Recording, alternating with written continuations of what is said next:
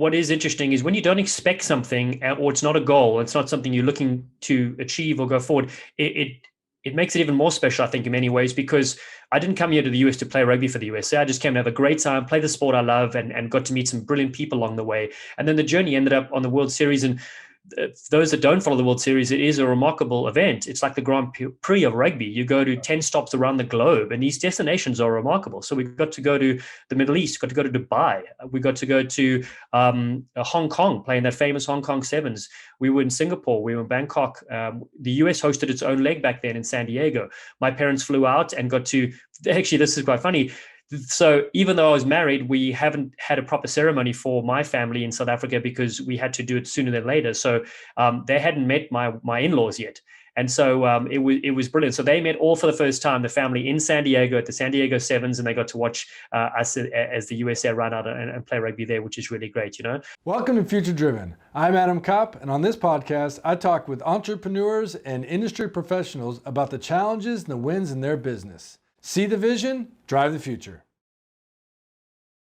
All right, welcome to episode 16 of the Future Driven podcast. I am honored and excited to have Mr. Dallen Stanford, who is a former USA Rugby Eagle, and we'll dive in more to that, but is also the current commentator for World Rugby and Major League Rugby here in the US. Dallen, thank you for joining me. Adam, thanks very much for having me on, man. It's great to see your face again. Yeah, absolutely. I don't know how long we've been collaborating in the rugby space, but it's been some time, and I've always enjoyed working with you, and really, wanted to kind of dive into a little bit about your career. I know some stuff, but would like kind of to dive in a little bit deeper. So, can you give us a little bit of background? We don't need to go all the way, but you're from South Africa. Is that correct? Yeah, so I grew up in Cape Town in South Africa, and I was very fortunate to have parents that loved sports and loved the outdoors. And so I got an opportunity to play all sorts of things and do sorts of things outside. And then after university, when I finished at the University of Cape Town, I thought to myself, okay, I would like to take a year off, and let me try something. And so a mutual friend was living in California. He just immigrated there and knew a rugby club in Los Angeles. And so I didn't know rugby was played in America much. I didn't follow the US or the Eagles too heavily. And so I went there in 2003 to California, and I haven't left America since. Awesome. So coming up on 20 years since you came to California, give us a little bit about at what point did you, what was a little bit of your road trip to becoming an Eagle? And so for everybody out there, an Eagle is a member of the U.S. national rugby team, which is a big honor here in the rugby community. And so how did you, stumble or work your way up to that level? Yeah, first, Adam, the interesting thing is, I came for 6 months. I played at a rugby club, a Division II team called Occidental All Boys. They helped me organize a visa to come back the following season. So I told my parents, I'm going to probably go back for another year and see how things go. And in that second trip to the US, I had an 18-month work visa. And at the time, rugby was on Fox Sports here in the US. And the producer of the show for the rugby channel was a guy from my rugby club, Oxy Club. And so he said, listen, we'll get you a visa, you'll come work here. And so, I wouldn't have to wait tables or do that kind of thing. I kind of work more in line with my degree, which was in marketing and advertising, and broadcasting I was always fascinated by, in the media side of it. So the week I arrived, he says, I got good news and bad news for you, Dallen. The good news is that your visa's approved, you're here for 18 months. The bad news is soccer bought out our rugby channel, and so you're jobless. And so I was like, oh no, okay, but I'm in the US at least. I got 18 months, so that's great. And I ended up working at the South African restaurant called the Springbok Bar and Grill in the Valley. And they had South African owners, and so I could speak, Afrikaans to the guests and that sort of stuff. And so that was kind of a really, great segue. But as luck would have it, if that pathway didn't end up there, I wouldn't have met my wife. She happened to her story to get to the Springbok Bar and Grill. Her sister lived across the road, and she's like, there's some African bar here. They've got some weird rugby thing on. And so my wife, Verity, went to work there while she was studying at university. And so we ended up meeting there. And then about a year and a half, before my visa expired, we decided to get married. Otherwise, we thought things might get too complicated. And our lawyer gave us good advice. He said, if you're going to do this if this is a decision for the rest of your life, you should do it. If not, then don't get married. So it worked out pretty nicely. We've been married ever since. Okay, I didn't realize that you guys go back that far as well. Yes, that's right. And so then to follow up on your question, so after getting married, I was playing rugby for Occidental. They had a sevens team called the Oxy Tigers, Yep. coached by South African James Walker, who founded Tiger Rugby with Paul Holmes. And we did really well in the sevens world, and we ended up going to the nationals, which I didn't know what it was, but top 16 teams in the country every year play for a national title. And we ended up coming fifth. We lost the one game in the quarterfinals and won the rest of them. And so we had a really good showing, and we didn't, know we were playing against all these Eagles and US players. And afterwards, the head coach for the Eagles, Al Caravelli, called a few of us in to try out for the national team. And I told him on the phone, I said, thank you for the honor. That's huge. But as you can hear, I'm South African and, I'm not eligible. And he said to me, well, you've been married. You've been living in the country for 3 years by then. You haven't played for South Africa. So you're eligible to play on the Sevens World Series if selected. And so that's kind of how I was able and fortunate enough to wear the US jersey for a few years in the Sevens World Series. So, what year was your first cap as an Eagle? Yeah. So selected in 2006, and we traveled to Singapore and Bangkok and played in like a warm-up tournaments, if you will. And then on the Sevens World Series 2007 was my first official tournament. And I'll never forget, it was running out at the Westpac Stadium, which is nicknamed the Cake Tin in New Zealand. And growing up in South Africa, the biggest rivalry for South Africa is New Zealand. The All Blacks, most famous team in the world. And so running out there in front of, 30,000 people, it was very, very special. Oh, that's awesome. And so how many years did you play on the circuit? So 3 years on the circuit. Okay, great. And it must have been a huge pinnacle part of your life, right? I mean, to be able Adam, to play on the top stage. Absolutely. I mean, like, also, I suppose what is interesting is when you don't expect something, or it's not a goal, it's not something you're looking to achieve or go forward, it makes it even more special, I think, in many ways, because I didn't come here to the US to play rugby for the USA. I just came to have a great time, play the sport I love, and got to meet some brilliant people along the way. And then the journey ended up on the World Series. And those that don't follow the World Series, it is a remarkable event. It's like the Grand Prix of rugby. You go to 10 stops around the globe, and these destinations are remarkable. So we got to go to the Middle East, got to go to Dubai. We got to go to Hong Kong, playing that famous Hong Kong Sevens. We were in Singapore. We were in Bangkok. The US hosted its own leg back then in San Diego. My parents flew out and got to, actually, this is quite funny. So even though I was married, we haven't had a proper ceremony for my family in South Africa because we had to do it sooner than later. So they hadn't met my in-laws yet. And so it was brilliant. So they met all for the first time, the family in San Diego at the San Diego Sevens, and they got to watch us as the USA run out and play rugby there, which is really great, But my ultimate tournament was probably going then back to South Africa and playing in. It's now moved to Cape Town, but it was in George, and it was a beautiful little stadium. And my grandmother was still alive, and both my parents were still alive. Everybody came to watch. My family and friends got to see me. For them, it was weird, obviously wearing a USA jersey because. Sure. They hadn't really experienced much of the American journey, but they're just so happy that they got to see, their son play. And I was really happy and proud to be able to do, something on the global stage for rugby. Especially my mom was a huge rugby fan. If she could have played rugby back then, they didn't have women's rugby for her when she was growing up, but she definitely would have played for the Springboks. Well, there's something that you mentioned there that I think is key to mention again, is that once you play for a country, in your case, South Africa, then you're not eligible to play for any other country. So that's why the coach said you haven't played for your country, so you're eligible now for the US. So that's why we get a lot of foreign players here that are quality players, but they end up putting a USA jersey on versus another country. Yeah, exactly, Adam. I think to summarize that, the Bruce Springsteen song "Born in the USA" was playing when we ran out in San Diego for the Sevens, and I looked around the teammates, and six of the 12 players were born in the US. 6 of us were foreign-born players, but because it is your adopted home and your adopted country, and you're here for the rest of your life and proud to be, American, I think that also drives you, because in the rugby world, the US is not seen as a world beater in the 15-a-side game. In sevens, men and women's side are absolutely fantastic, but back then we weren't. We were in the top 10, but our goal was to knock out the big sides, here and there, to kind of showcase and tell people that down the line, this side will be competing for a gold medal, and now both the men and women's sides are. So it's kind of really, really amazing to see that journey.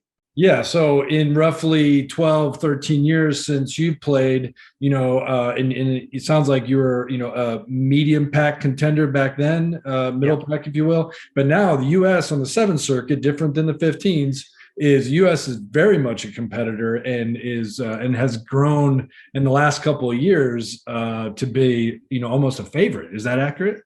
Yes, that is accurate. And the great thing about our era when we were playing, the head coach Al Caravelli took sevens quite seriously. Where I think some coaches before, not they didn't take it seriously, they just were preparing for each tournament with whatever they got given. Well, Sure. this coach prepared for the whole series, and the goal was obviously to achieve as high as we could. And we knocked out teams for the first time that hadn't been done in many, many years. So, so when we beat Australia and when we beat England and when we beat sides like that, they hadn't beaten, the US hadn't beaten them in many, many years. And those countries, for them, it was embarrassing because they lost to the USA. But again, we had players which might not have been recognized at the time, but we had Taku Nguyen, who would go on to the Rugby World Cup later that year in 2007 and run around arguably one of the most famous rugby players of all time, Brian Abana. And we had Todd Clever, the face of American rugby. So we had a bunch of really good players that played sevens, and Chris Wiles, who'd win premiership, I think 3 or 4 premiership titles in the UK with Saracens. So it was a good group and good core. And I think the great thing about sevens is that you can develop chemistry really quickly because it's such a small group, only 12 players on a trip, where 15 aside, you travel with a group of 30 players and there are going to be some clicks here and there, where sevens is you're a pretty tight knit group. I want to dive back to you post your career, but do you know offhand of the current squad how many are U.S. born players versus foreign born? Yeah, I think the ratio now is getting more towards the USA born players, which is really exciting. And I think what's really fascinating, Adam, is that there are some players that didn't grow up with rugby, but have switched in their latter years and have excelled tremendously. And the two good examples on the men's side is like a Colin Isles, who was an Olympic level sprinter that switched to rugby and has scored 200 tries on the Sevens World Series.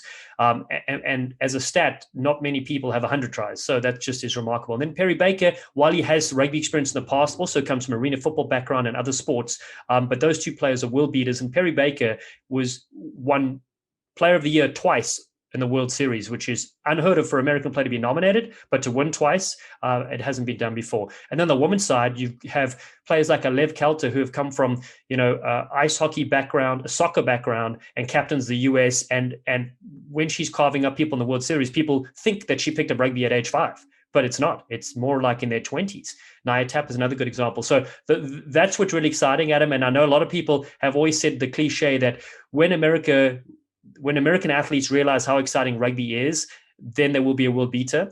And they always refer to the game of 15s, which is a bit more complicated. But in sevens, the US is there, ranked number 2 in the world in 2019 for men and women. Nice. That's awesome. So let's go back to when you finally hang up the boots for USA Rugby. Is that 2010 or so? 2009? What year was that? 2009, 2010. Yeah. Okay. And so at what point did you realize you had the gift for gab and you wanted to, transition from the field to the booth and start bringing the excitement of that part of the game? So I've always been a very talkative person. My mom is nonstop chatting and chin wagging and throwing the one-liners out. So I've always got it from there. My dad actually, conversely, is a bit of an introvert and he was an accountant. So you can see the different kind of flair and style. But I was always keen on using something. My dad was really a proponent of studying and making sure that, yes, sure, you like rugby and you like playing, and maybe one day you will play internationally, but focus on your studies because you're always going to need something else to do and fall back on. I was passionate about marketing and advertising and the media side of it. So I knew I always wanted to get in there. So my first actual job actually was a media manager. So I went with the USA to Rugby World Cup 2011 to New Zealand, and with the sevens team to Russia in 2013.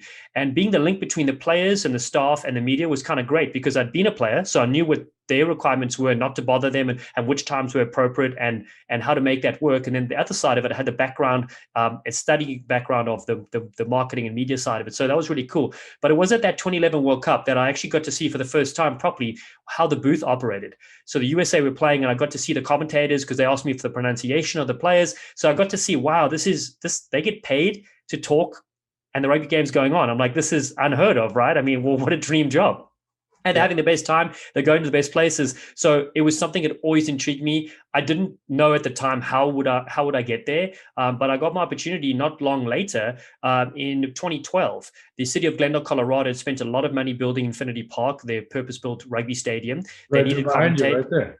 Yeah, that's right. Exactly. There we go. The stadium behind me. So they needed commentators, and the director at the time was a guy from the Occidental Rugby Club that I knew really well. And he said, "Dallen, you've always never been short of chatting and talking rugby. Would you want to give this a try?" So I did one game on the sideline, and then I moved into the booth as an analyst, and then felt really comfortable in the play-by-play role, the lead commentator role, which really narrates the action as it's going live. And it's been an unbelievable journey since.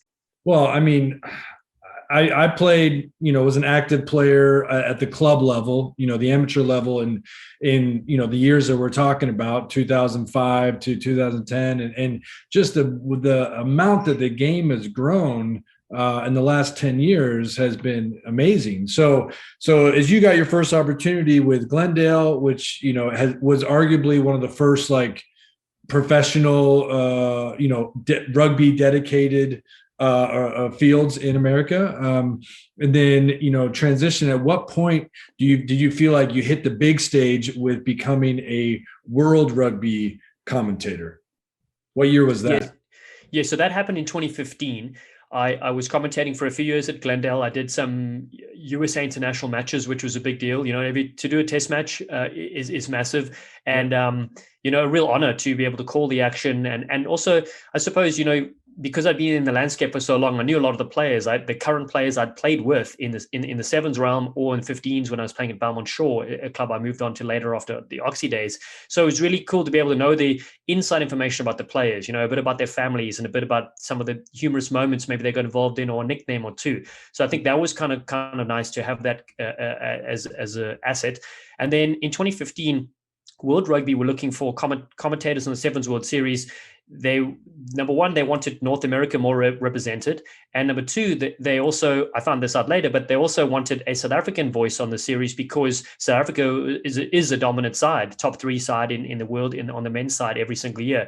So the fact, and also they want to get more former players involved. So I don't think there could have been another South African played for the USA, and representing the North American market, and who love talking and as excitable, because you want your broadcasters to be energetic, right? I think that's probably number one, the biggest skill set first. So so it kind of folded in nicely, and then to do the Sevens World Series was a dream come true. I thought playing for the USA was remarkable, but be able to go around the world as one of 6 commentators and do these major events, calling all these sides, it's absolutely thrilling. And it is, the referees say they have the best seat in the house because they're on the field, but we're not getting tackled or having to run around either. It's just there narrating the action. It really is truly amazing. Well, I find when I turn on a game, world game, MLR game, whatever it might be, and I hear your voice, I just smile inside because I know that it's going to be a fun one. There's going to be some zingers in there. You're known for your one-liners, and I appreciate that you bring that to the game, because that is it's for a novice who's being introduced to rugby. That's a big deal, and just to make it exciting, and because rugby is confusing to someone who just stumbles upon rugby sevens and even more on the 15 side. It is confusing to them, and so we have to. You as a commentator need to bring them into the game, explain things at the appropriate time, but then also bring some fun and some excitement as well. Yeah, you're so right, and that's the thing is you don't want to talk down to an audience member at all, but you want to keep that energy up. I'll never forget my father-in-law watching rugby for the first time. It was the series he saw. He couldn't believe it, because it was just people running at each other and just smashing each other nonstop. And in the sevens, it's different too, because you got every 14 minutes teams change over. And he's like, man, I'm watching Kenya play, and now Fiji are there, and South Africa have a team, and Canada play as well. Just couldn't believe it. 15s does get a bit more complicated, but I definitely pride myself on putting the work in to be prepared, knowing all the players, knowing the teams, the officials, the stadium, the history. And then, of course, as you said, I think rugby, it can't be serious all the time, and you need to have a lighthearted moment here or there, whether it's through a nickname or whether it's through a funny one-liner or something like that. And so if the timing's right and it works out, I absolutely love it. I think it adds a bit to the game, in my opinion. Yeah, well, and I gotta believe they've given a few nicknames to some people throughout the years, so that's great. So let's talk a little bit about the MLR. So MLR now just started. Is it the fourth season technically? With Yes, season 4, season 3 got cut short. Obviously, right. there's only two champions, but only one team has won twice, and so that's the Seattle Seawolves. And they played the Glendale Raptors in the first year in the final, and then San Diego Legion in the second year. Yeah. So MLR, Major League Rugby, came on 4 years ago, and there's been a couple attempts before, but this is the strongest attempt to professional rugby in the United States. And so you have become. Were you always a commentator for the last 4 years, or what was your journey like with the MLR, going from the World Rugby stage to now the domestic stage with MLR?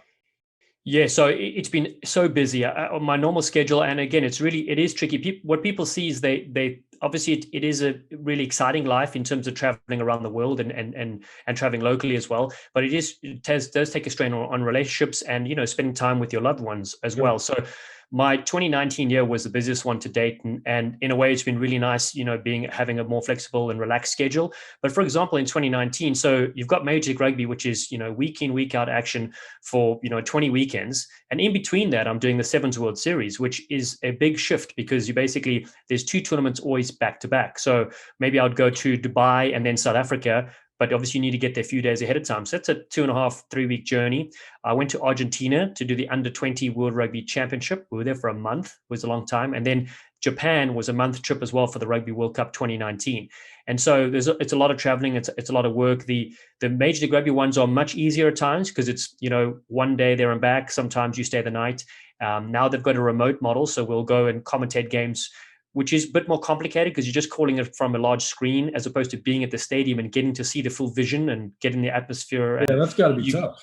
Yeah, it's a lot harder to identify players, a lot harder just to as I said, see the bigger picture, if you will. Right. But the bonus is that you can do 2 or 3 games in a weekend. And so this weekend I was in 3 cities, if you will, over 2 days, even though I was just at one booth, So MLR is definitely growing. It's really exciting. I think the best thing they got going for it is that they now have a online platform where you can watch every single game. International audiences can tune in. Games are televised on 2 major networks, CBS Sports and Fox Sports. Plus, a lot of teams have their own networks, well, not their own networks, but they're on local networks, which is great. So I did an LA New England game, and New England had it on NESN, and LA had it on Fox Sports West. So really, the coverage is fantastic and getting a lot better week in, week out, and more people are getting to experience this niche sport.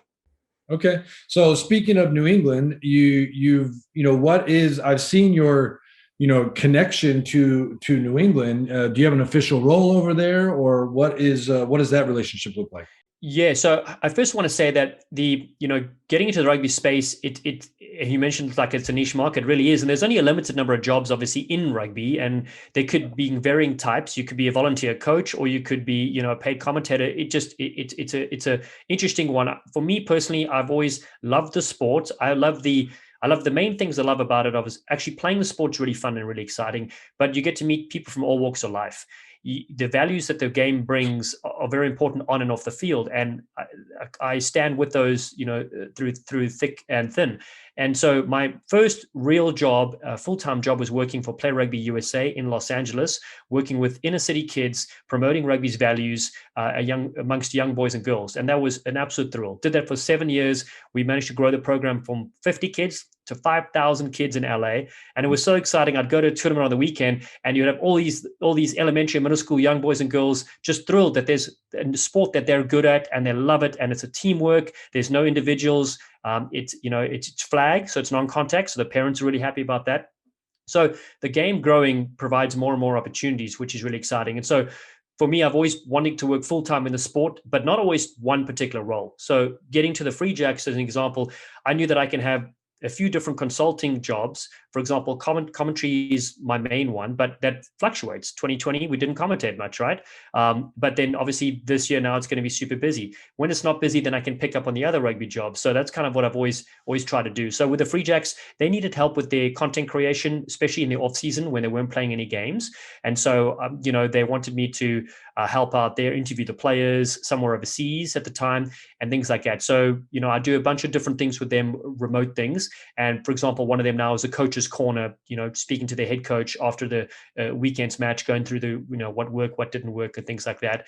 And coincidentally, I will actually be sideline this weekend there doing their first home game, which is really cool, But I've always had multiple different rugby jobs, fulfilling different things, whether it's actually coaching, commentating, media, marketing, or that sort of thing.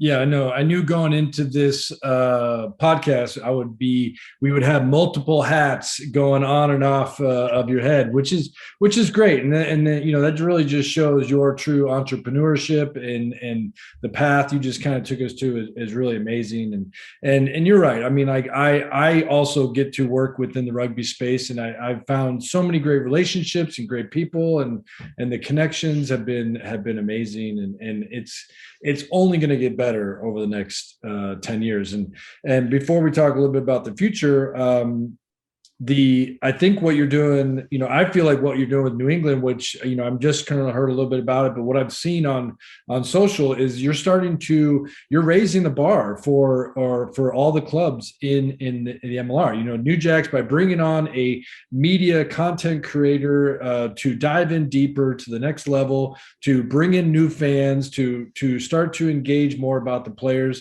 Like, that is the future of how rugby will build their fan base, from the thousands to the tens of thousands to hundreds of thousands.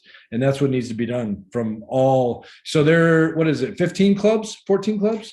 There's 12 playing this year, you're right, but there is a 13th, the Dallas team, which is going to join next year, but they're bought in. But you're so right about that, so like things like hosting Facebook Live, with the coaches, the players, some players, we had one, I had to work out the time zones, which was quite funny. So I'm doing an East Coast Facebook Live for the New England Free Jacks on their page, and I've got two players calling in from South Africa in the evening. I've got one in New Zealand, which is like 85 hours ahead of us.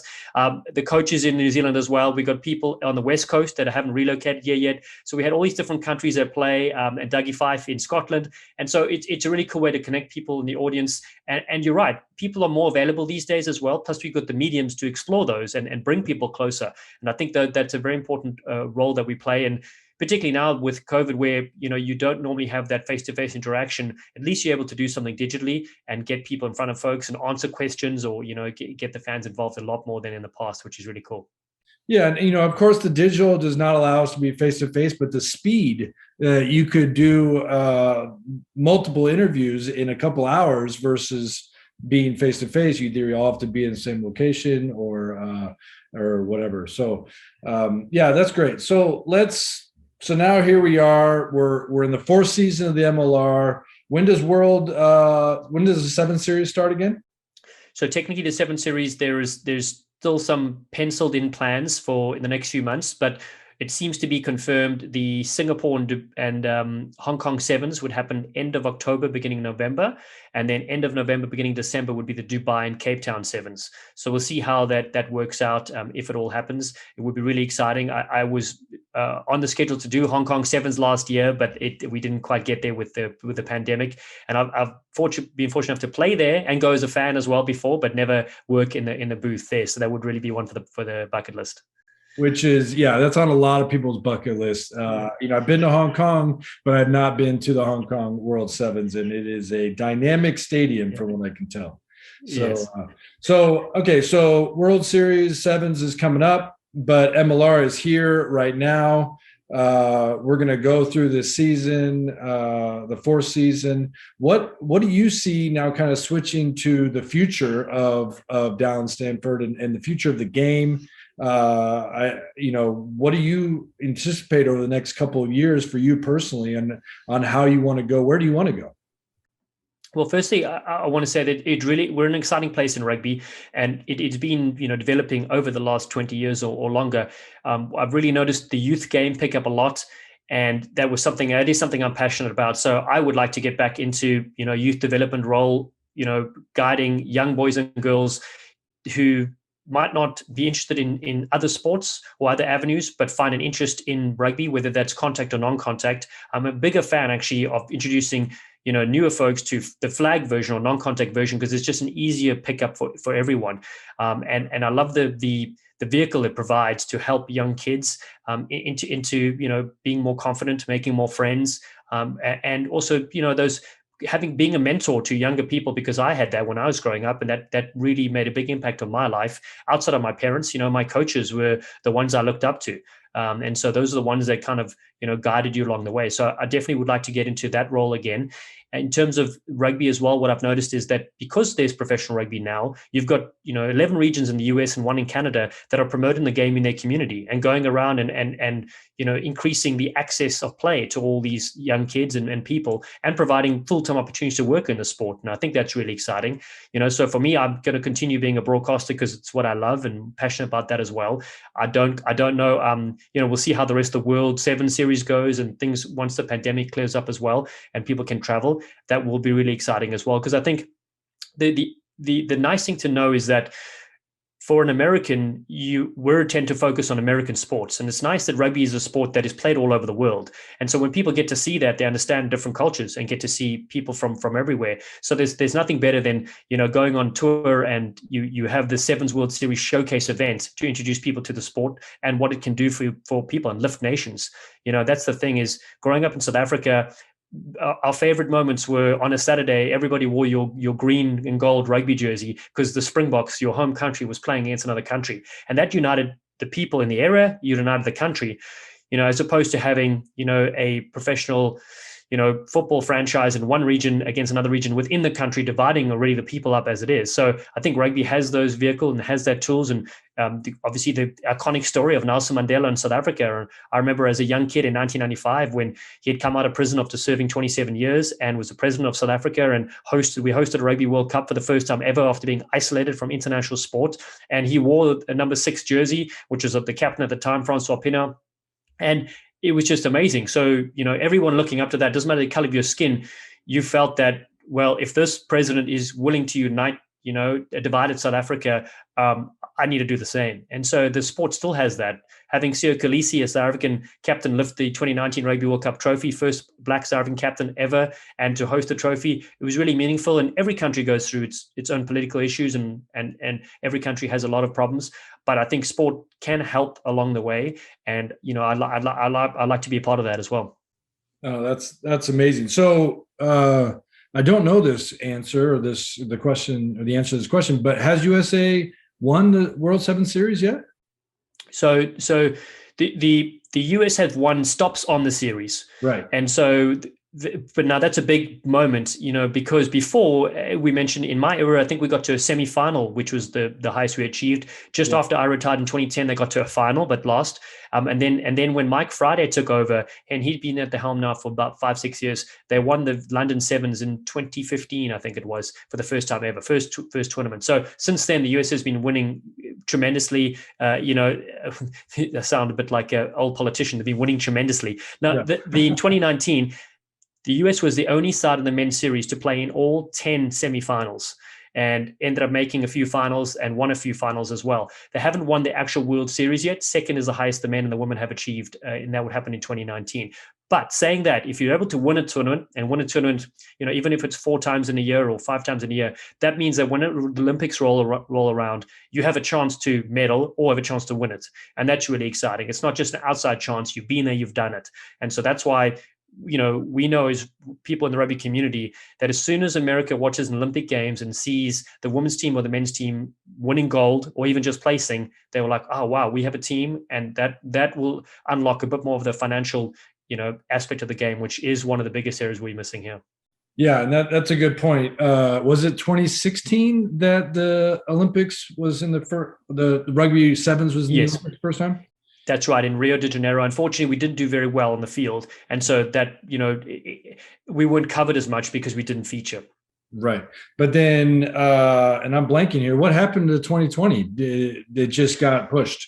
Yeah, it got pushed, exactly. So potentially it's on the cards to happen later this year. We need to wait to see if fans will be allowed, number one, or if it goes ahead at all. I think July time period is when it's planned, and so That's players are Japan, preparing right? for that.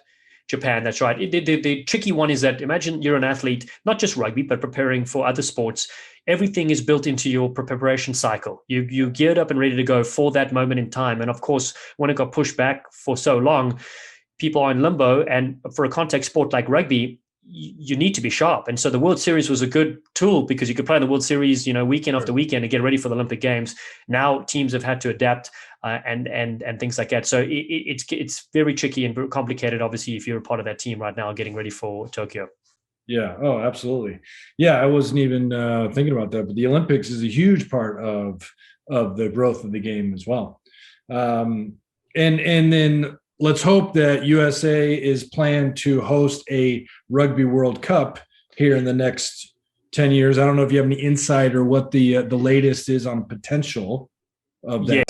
Yes. So firstly, I want to say that when the Sevens World Cup came to the US, it went to San Francisco, and at the Dodgers, what the baseball stadium there, Giants baseball stadium, 100,000 fans came through the gate over the 3 days. Yeah. That is a tremendous achievement.